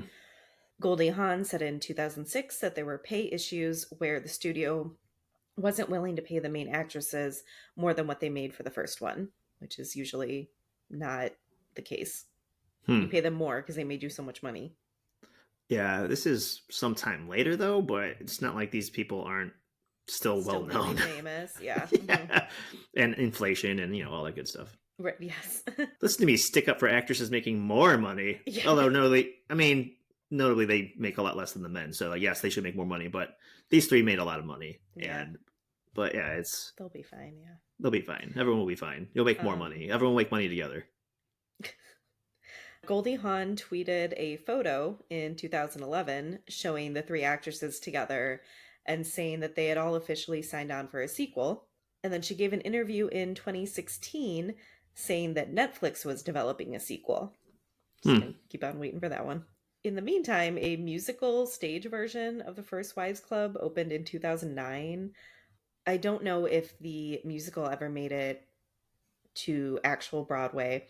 One premiered, I want to say it was like San Diego, and then there was a reworked version in 2015 that premiered, and I think like that one was Chicago or the Hmm. other way around. But I didn't find too much information about like actual Broadway runs. Like I don't know if they ever really moved forward outside of like previews or something. And then finally in 2016, TV Land, if you remember the cable channel TV Land, announced that they had ordered a pilot for a TV show adaptation, but eventually didn't pick it up because they weren't happy with the pilot.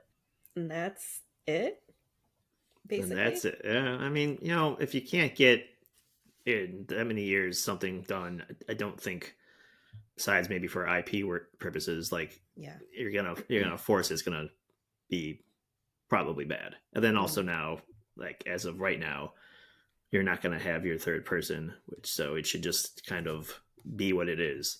yeah. So did the movie hold up for you? So before I rewatched it, I thought about this question before I even hit play because I'm like, every time I feel like there's some sort of defense for a movie, and I don't think there's been an episode yet where we either one of us had said no, it didn't. Now we've said like, oh, like The Quiet Man, well, it's a lot more ridiculous than I remember, but like the nostalgia factor is strong. Like I used to watch this growing up, and Jim Carrey's ridiculous in Batman Forever, but the movie overall, yeah, I might not watch it as often, but sure. I figured I'd answer no to this because I watched it once. I was 12, and I don't even remember it. So that factor, the nostalgia factor, the part that usually makes me say yes, the answer would be no. That didn't hold up for me. However, watching it this time around, like I remember nothing of it. Thought it was a pretty good film. There were lots of compliments I was giving it as far as like, Mm, the very beginning, the shot of it just looking like a whole different decade. mm-hmm. Great. The one liners, legitimately, parts where I laughed out loud. Yeah. Realized I think that at 39, I find apparently 50-year-old or 45-year-old Goldie Hawn as attractive as I did when I was 12. I don't know. And something about this movie. She looks great. I don't care. I don't know. It's the tight high waisted pants. I think. I don't know. It's Goldie Hawn though. It's Goldie Hawn. But like I rather enjoyed it, and not just for like, oh, it reminded me of like watching it with my grandmother. It was her turn to pick a movie, I guess. Like we would watch a bunch of movies, and they all weren't little kid Joe movies. They were like appropriate. This is what PG-13 or PG, I think. So it wasn't like, oh, grandma's picking some crazy bad movie Yeah. for me to watch. So yeah, it's also kind of fun because I guess maybe to go back on that, the small little bit of nostalgia is the fact that like more we do this podcast, I bring up watching a lot of movies with grandma. We did a lot of other things.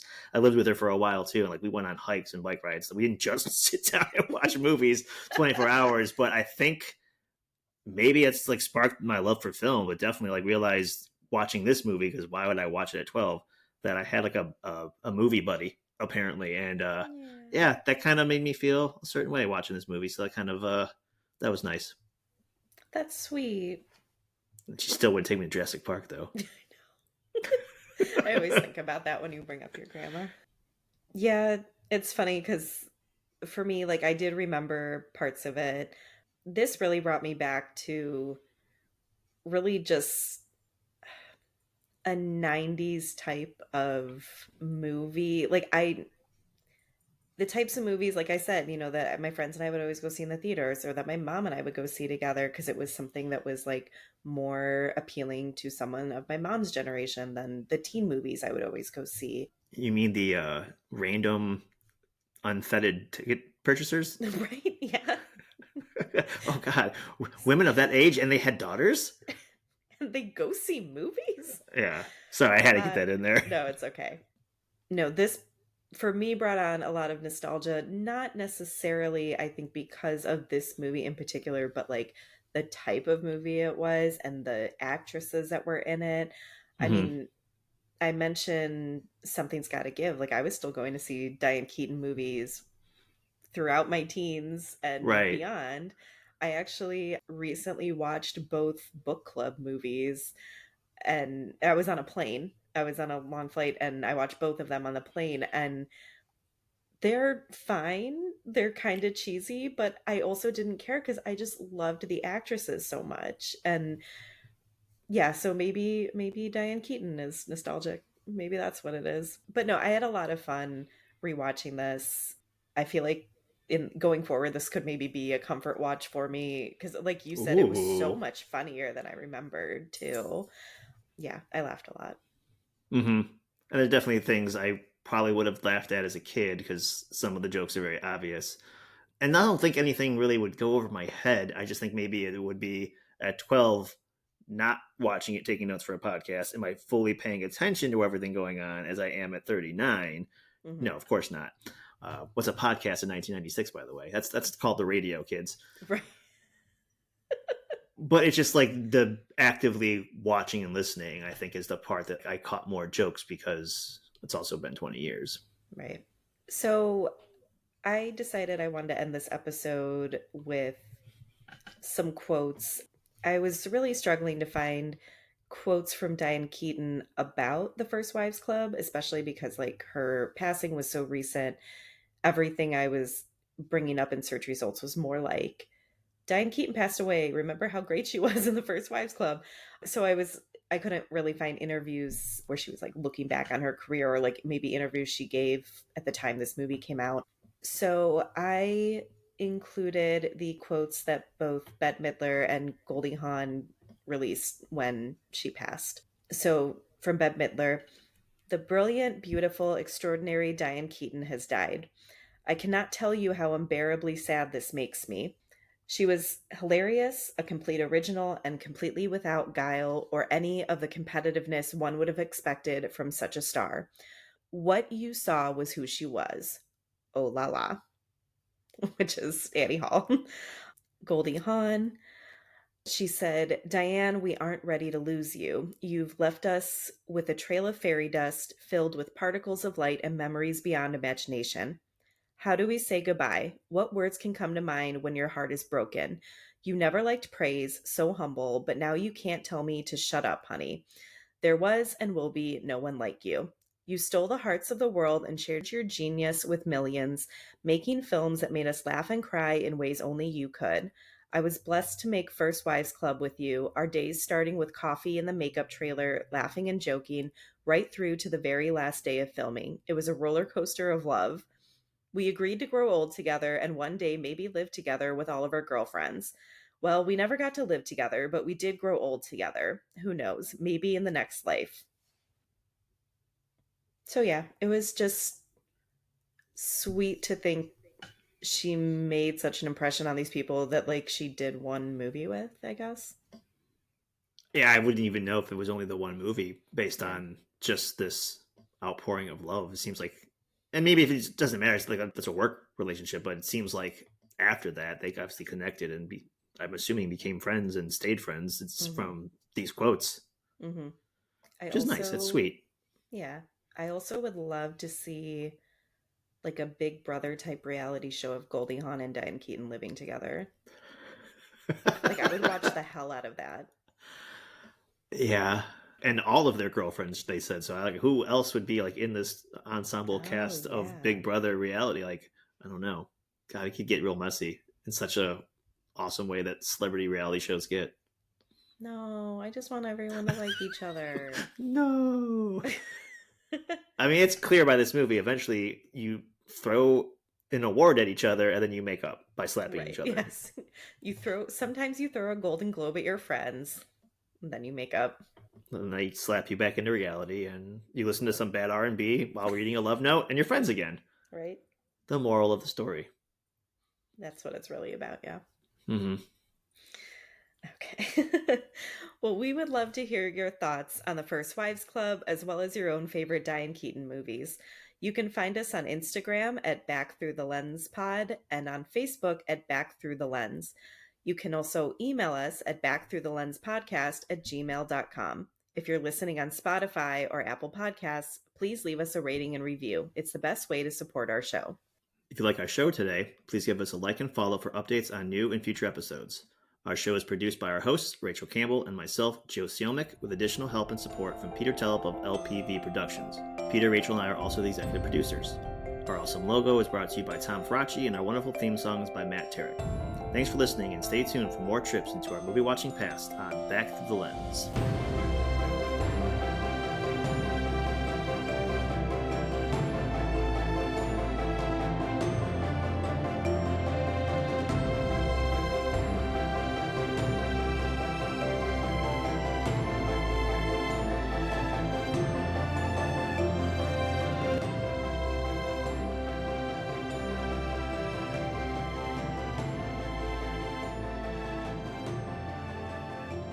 Stop it. You're laughing at me.